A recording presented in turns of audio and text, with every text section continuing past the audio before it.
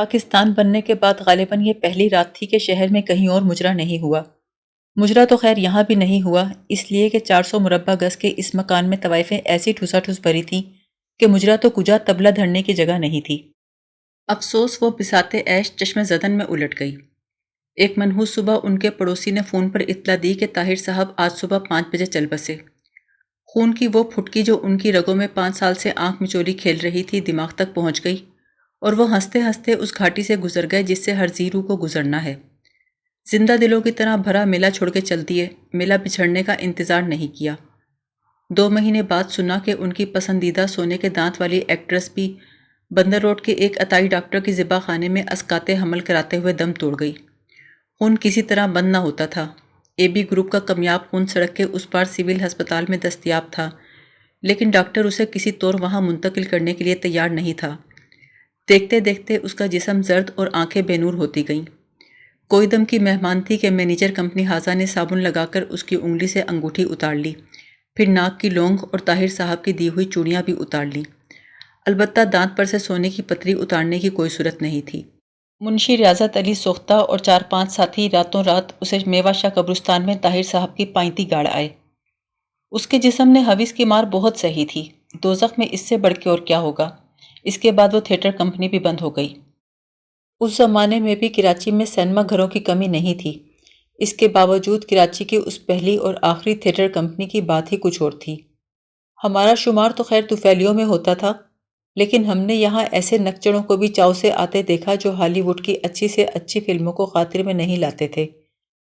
بات یہ ہے ایک دفعہ جسے اسٹیج کا نشہ ہو جائے، پھر جب تک آنکھ میں دم ہے اس کا ہڑکا نہیں جاتا۔ جس نے ایک بار گوشت پوست کا روپ بہروپ دیکھ لیا، اس کی تسکین پھر کبھی پرچھائیوں سے نہیں ہوتی۔ یہ اسی کا جادو نہیں تو اور کیا ہے کہ ایک بے سر و ساماں تھیٹر کا نام برسبیل تذکرہ آ گیا اور ہم نے بے ارادہ دفتر کے دفتر لکھ ڈالے۔ کون جانے اسی بہانے اس کا حق غمگساری اور چارہ گری ادا ہو جائے، جس نے ایک گمنام و بے نوا کے نہ جانے کتنے اداس لمحوں میں اجالا کیا کہ باہر تو اندھیرا ہی اندھیرا تھا۔ 20 برس ادھر کی بات ہے، ایک ایسا ہی اتوار تھا اور ایک ایسا ہی شو۔ کھیل شروع ہونے سے پہلے مینیجر کمپنی حاضہ نے ناظرین باتمکین کی تشریف آوری کا شکریہ ادا کرتے ہوئے اعلان کیا کہ اب مسٹر ولیم شیکسپیئر جو انگریزی ڈرامے کے آغا حشر کاشمیری ہیں کا ایک مشہور کھیل پیش کیا جائے گا۔ نگاہیں پردہ اٹھنے کی منتظر تھیں کہ مسٹر اینڈرسن کا ڈرائیور غفار ہمارا کھوج نکال کر ڈھونڈتا ڈھانڈتا یہاں پہنچ گیا۔ یہ نوکر اپنے مالک کے منہ ہی نہیں اس کی بوتل کے منہ بھی لگا ہوا تھا۔ مولانا اشرف تھانوی نے ایک جگہ بڑے پتے کی بات نقل کی ہے۔ فرماتے ہیں کسی ظریف کا قول ہے کہ مولویوں اور قصبیوں کے ملازم بے حد کاہل اور نکھٹو ہوتے ہیں۔ وجہ یہ ہے کہ جہاں ان کے منہ سے کچھ نکلا بہت سے حاضر باش کام کرنے کو دوڑ پڑے۔ چونکہ یورپی افسر بھی اپنا کام آپ کرنے کے عادی ہوتے ہیں، اس لیے ان کے نوکر بھی ہاتھ پہ ہاتھ دھرے صرف زبان چلاتے رہتے ہیں۔ مسٹر اینڈرسن کا یہ ڈرائیور بھی بہت بگڑ چکا تھا، صرف کام چور نہیں اصل میں بھی چور ہی تھا۔ رات کو چوری کی شراب کے نشے میں دھت نہ ہوتا تو بینک کی کار چوری چھپے پرائیویٹ ٹیکسی کے طور پر چلاتا تھا۔ رات گئے غیر ملکی ملاحوں کو ملیر کے ایک کبا خانے میں لے جاتا جہاں اس کام کا محنتانہ صرف 1 پونڈ یا $1 وصول کیا جاتا تھا۔ اس کے عویز غفار ملاحوں سے منہ مانگا کرایہ اور دونوں جانب سے دلالی کا کمیشن وصول کرتا تھا۔ ایک رات ملیر سے واپسی پر ایک یونانی ملا پر مجرمانہ دست درازی کی کوشش میں ناک تڑوا بیٹھا اور کار چھوڑ کے ایسا بھاگا کہ پھر کبھی نہ لوٹا۔ اگلے روز ڈرگ روڈ تھانے سے ہمیں مطلع کیا گیا کہ بینک کی کار مشتبہ حالت میں کچے میں کھڑی ہے، اسے لے جائیں، آپ کو کچھ نہیں کہا جائے گا۔ غفار جودھ پور کا رہنے والا تھا، اس کے تلفظ اور مارواڑی لہجے کی نقل بہت دشوار ہے۔ ہر لفظ کے آگے پیچھے 2 چشمی لگا کر بولیں تو شاید لہجے میں وہ دھڑدھڑاہٹ پیدا ہو سکے جو راجستھانی بولی کا ٹھاٹ اور سنگھار ہے۔ چھوٹتے ہی کہنے لگا، آپ کو تھماش پینے کی پھڑی ہے، ادھر بڑا صاحب منہ اندھیرے ادھم مچا رہا ہے، بڑے بڑوں کی شان میں یکے بعد دیگرے گستاخی ہو رہی ہے، دارو کا ادھا چڑھا کے لطیفی صاحب سے انگریزی میں تو تکار بلکہ فادر مدر کر رہا ہے۔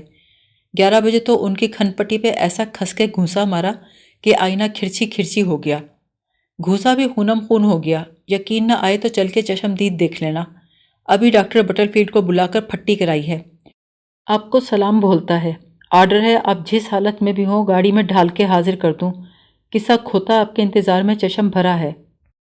پوچھا کیا لطیفی صاحب کو بھی بلایا ہے؟ کہنے لگا، نہیں، نشے میں یہ سمجھ رہا ہے کہ شیشے میں لطیفی صاحب کھڑے ہیں۔ اپن کو لگتا ہے آج کچھ دھرم بھرم ہونے والا ہے، سویرے سے مال جاتی بائی آنکھ پھڑ کے جا رہی ہے۔ لطیفی صاحب ایک بڑے افسر تھے جن کی مسٹر اینڈرسن سے بالکل نہیں بنتی تھی اور ہم سے بھی ناخوش رہتے تھے۔ جن لوگوں پر ان کا عتاب ہوا کرتا تھا اس میں ہم نہایت ممتاز مقام رکھتے تھے۔ 2 مہینے پہلے وہ ہمارے رزق کا دروازہ بند کرنے کی دھمکی دے چکے تھے اور ہم بھی اتنے عاجز آ گئے تھے کہ صبح کا سلام تک بند کر دیا تھا۔ اس کے علاوہ کوئی اور چیز بند کرنا ہمارے اختیار میں تھا بھی نہیں۔ یہ صحیح ہے کہ ہم تم دبائے رہتے تھے، لیکن اب اتنے بھی گئے گزرے نہیں تھے کہ اس پر کسی کو کھڑا بھی ہونے دیں۔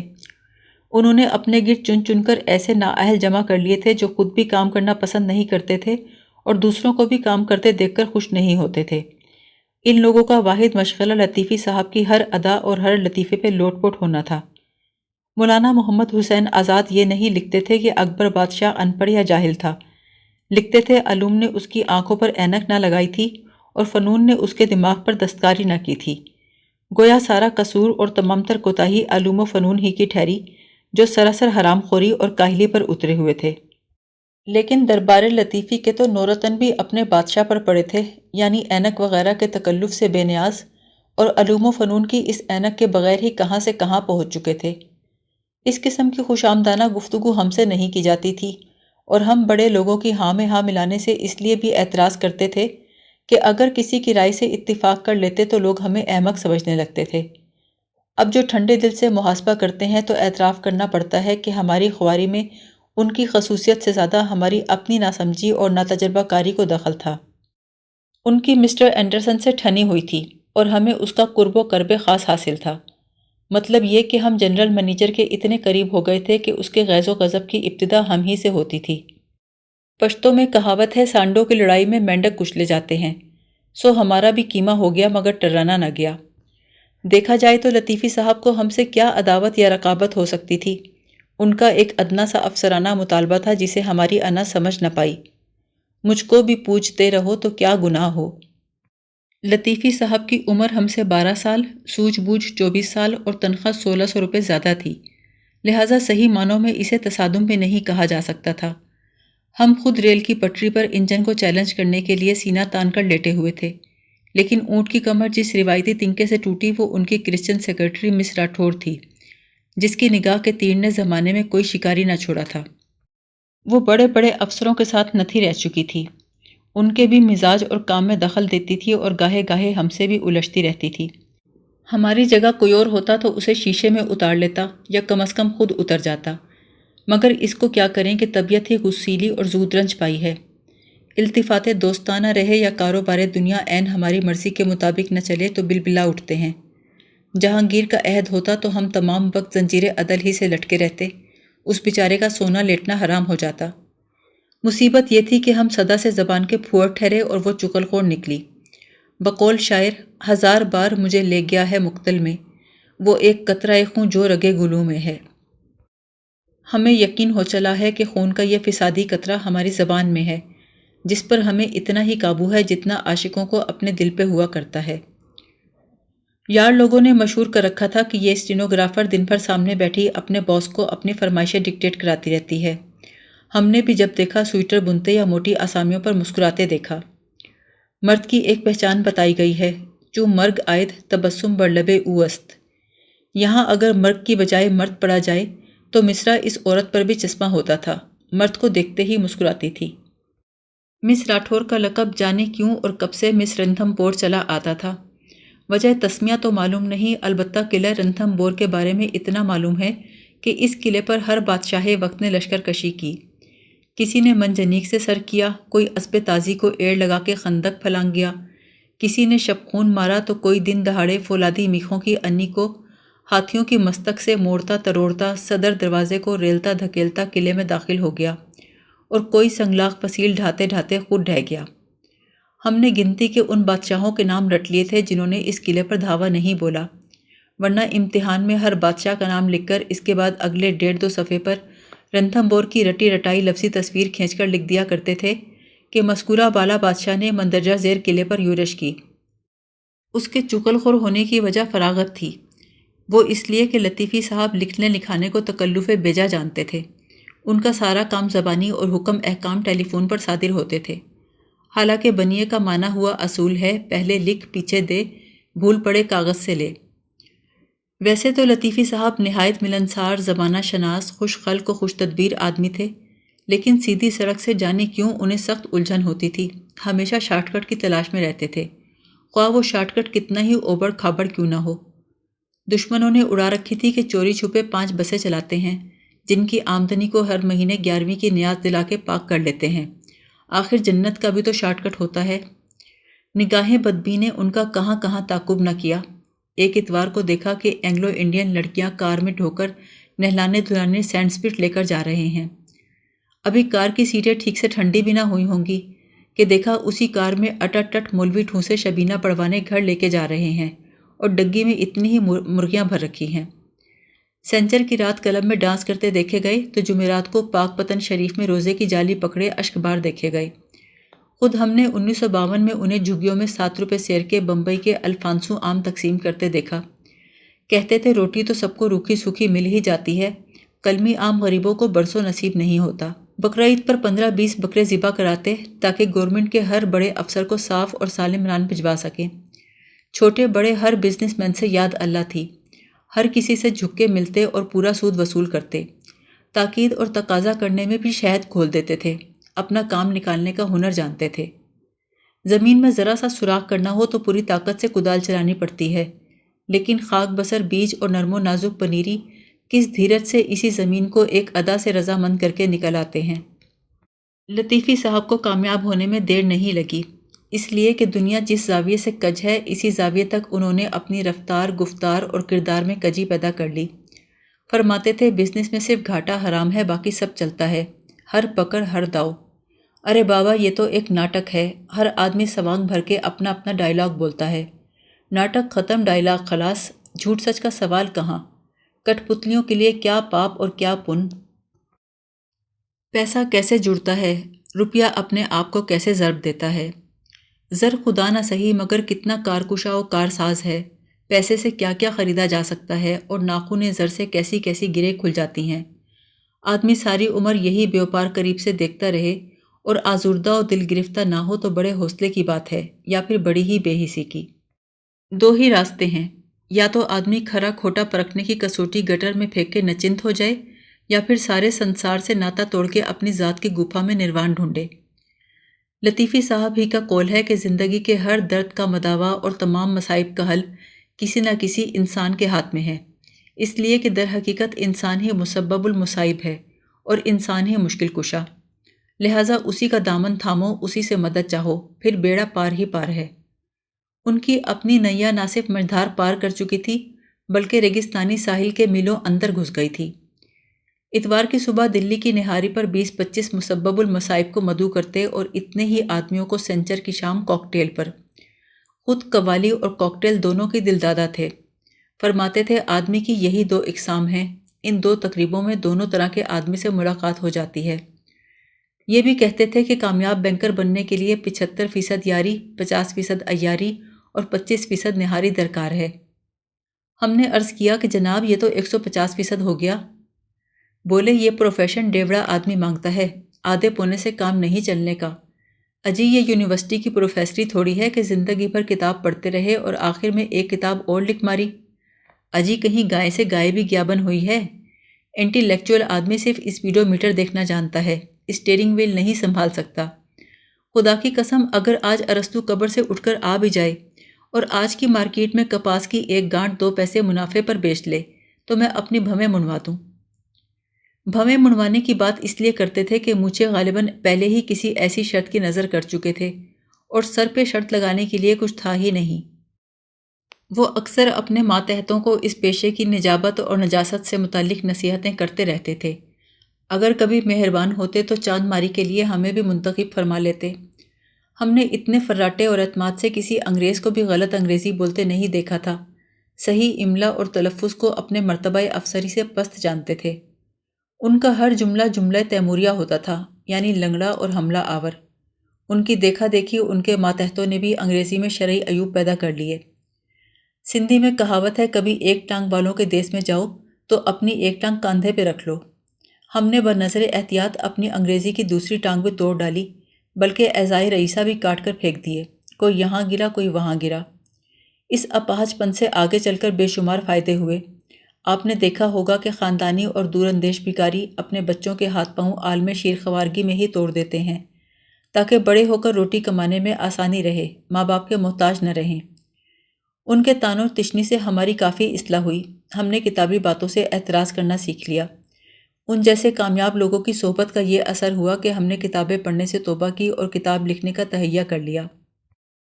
لطیفی صاحب کا چال چلن نارمل تھا، جیسا ہمارے ہاں عام آدمی کا کامیابی اور دولت حاصل کرنے کے بعد ہو جاتا ہے۔ ازدواجی زندگی کو عمر قید سمجھتے تھے، یعنی محبت بامشقت۔ مشہور امریکی سفیر پروفیسر گالبرتھ نے اپنی چٹخارے دار کتاب سفیر کی ڈائری میں ایک رنگین مزاج امریکی سفیر کے بارے میں لکھا ہے کہ موصوف ہر مسئلے اور ہر مشکل کا سامنا بند ذہن اور کھلے آزاربند سے کرتے تھے۔ لطیفی صاحب بھی بینکنگ کے پیچیدہ اور غیر پیچیدہ مسائل اسی طریقے سے حل کرنے لگے تھے۔ ایک دفعہ انہیں اچانک رخصت پہ کلکتہ جانا پڑا اور ہم ان کے قائم مقام مقرر ہوئے تو حسینوں کے اتنے فون اور خود اتنے حسین متواتر 15 دن تک آتے رہے کہ ڈان کہوٹے کے رازدان خدمتگار کی طرح ہم بھی عصمت دہندگان کی فہرست بڑی محنت سے مرتب کرتے رہے۔ اتنا طویل تعارف اس لیے ناگزیر ہو گیا کہ جب ہم مسٹر اینڈرسن کے حضور لرزاں و ترساں پیش ہوئے تو دیکھا غصے کو نشے نے دو آتشا کر دیا ہے۔ وہ لطیفی صاحب کو ناقابل اشاعت گالیاں دے رہا ہے، عجیب عجیب بہتان لگا رہا تھا۔ کہنے لگا میں نے جو رسی دراز کی تھی وہ اس کے لیے پھانسی کا پھندا بن گئی ہے۔ وہ کمیشن کھاتا ہے، بسیں چلاتا ہے، بینک کے ذریعے درآمد کیا ہوا 125 روپے گز کا جاپانی لٹھا بالا ہی بالا اپنے بے نامی پارٹنر کو 5 آنے گز میں بیچ دیتا ہے۔ بینک کے فرنیچر سے اپنی گرل فرینڈ کا فلیٹ فرنشڈ کروا دیا ہے۔ بے شمار قرضہ جات بلا اجازت اور بلا ضمانت دے دیے ہیں، جن کے سود کا حساب کرنے میں تم رات کے 12 بجے تک مغز مارتے رہتے ہو۔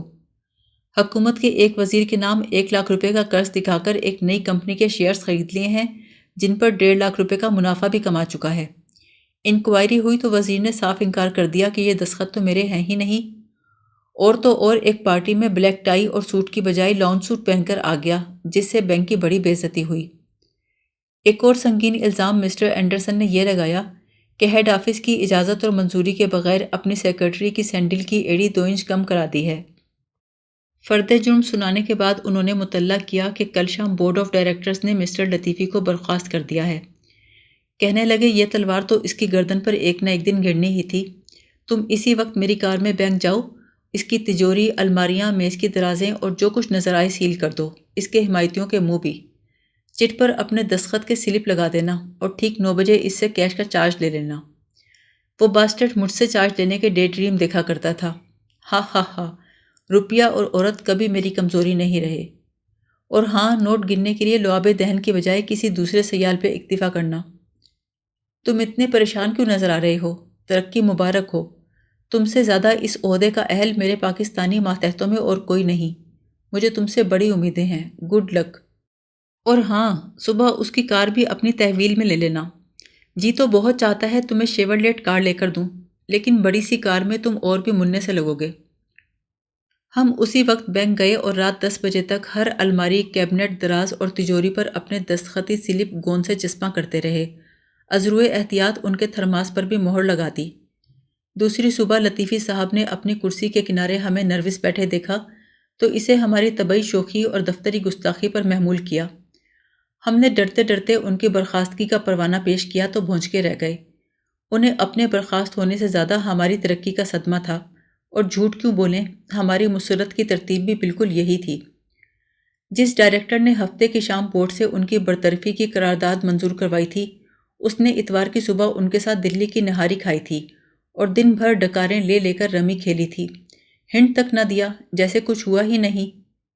انہوں نے جھنجھلا کر لاکر کی چابیاں سیاہ میز پر، جو کل تک ان کی اور آج ہماری تھی، اتنے زور سے پھینک کے ماری کہ میز کے شیشے میں ایک سورج سا بن گیا، جس کی کرنیں دور دور تک پھیل گئیں اور بغیر کچھ کہے چل دیے۔ دن بھر ہم اپنے نئے فرائض منصبی جوش و تندہی سے انجام دیتے رہے۔ رات کو ٹھاٹھ سے لطیفی صاحب کی کار میں گھر گئے اور اپنے کوارٹر کی دہلیز پر اس وقت تک قدم نہیں رکھا جب تک باوردی شوفر نے اتر کے کار کا دروازہ نہ کھول دیا۔ بچوں نے لالٹین کی روشنی میں ہماری ترقی کا ہر زاویے سے معائنہ کیا۔ انہیں ڈرائیور کی ٹوپی بہت پسند آئی۔ بیگم نے مڈ گارڈ کو تھپتھپا کر کہا، ہلکا سبز رنگ مجھے شادی سے پہلے بھی پسند تھا۔ ماں نے ڈبڈبائی آنکھوں سے پوچھا، بیٹا تم نے آج بھی روٹی کھائی ہے یا نہیں؟ دوسرے دن یوم آزادی کی تعطیل تھی۔ ہم نے سب احباب اور بہی خواہوں کو دلی کی نہاری کھلائی اور اسی تھیٹر میں آنکھ کا نشہ نامی ناٹک دکھایا۔ 15 اگست کو دفتر پہنچے تو اپنی کرسی پر ایک ڈائریکٹر کے منہ چڑھے افسر کو بیٹھے پایا۔ ہماری ہر الماری، کیبنٹ، دراز اور تجوری پر ان کے دستخطی سلپ چسپاں تھے۔ حد تو یہ ہے ناک میں ڈالنے والے ڈراپس کی شیشی جو ہم میز پر بھول گئے تھے اس پر بھی مہر لگی ہوئی تھی۔ انہیں یوں اپنے تخت و ہمایوں پر بیٹھے دیکھ کر ہم بھونج کے رہ گئے۔ انہوں نے اپنی تقرری اور ہمارے تبادلے کا پروانہ دکھایا۔ مسٹر اینڈرسن سے پرسوں سپہر 1 گھنٹے تک گفتگو ہوئی تھی، ہنٹ تک نہ دیا۔ ہم نے چابیاں سیاہ میز کے سورج پر جو پرسوں تک ہماری اور آج ان کی تھی پھینک کے ماری اور بغیر کچھ کہے سنے آ کر اپنی پرانی میز پر بیٹھ گئے۔ کچھ دیر بعد مسٹر اینڈرسن خود ہمارے پاس آئے، کہنے لگے تمہارے بغیر جنرل مینیجر کا آفس سونا سونا سا لگتا تھا، ویلکم بیک ہوم۔ تم سے زیادہ اس عہدے کا اہل میرے پاکستانی ماتحتوں میں اور کوئی نہیں، مجھے تم سے بڑی امیدیں ہیں۔ اور ہاں، میری ڈریسنگ ٹیبل میں نیا آئینہ لگوا دو، بدذات بلی نے توڑ دیا ہے، اس میں سورج سا بن گیا ہے جس میں ایک زخمی ہاتھ کی بجائے 100 زخمی ہاتھ نظر آتے ہیں۔ ہم رات گئے حسب معمول بس کے ڈنڈے میں باہیں حمائل کیے گھر آئے۔ بیگم نے پوچھا کار کہاں گئی؟ بچوں نے پوچھا کیا ڈرائیور بھی چھین لیا؟ ماں نے ڈبڈبائی آنکھوں سے پوچھا، بیٹا تم نے آج بھی روٹی کھائی ہے یا نہیں؟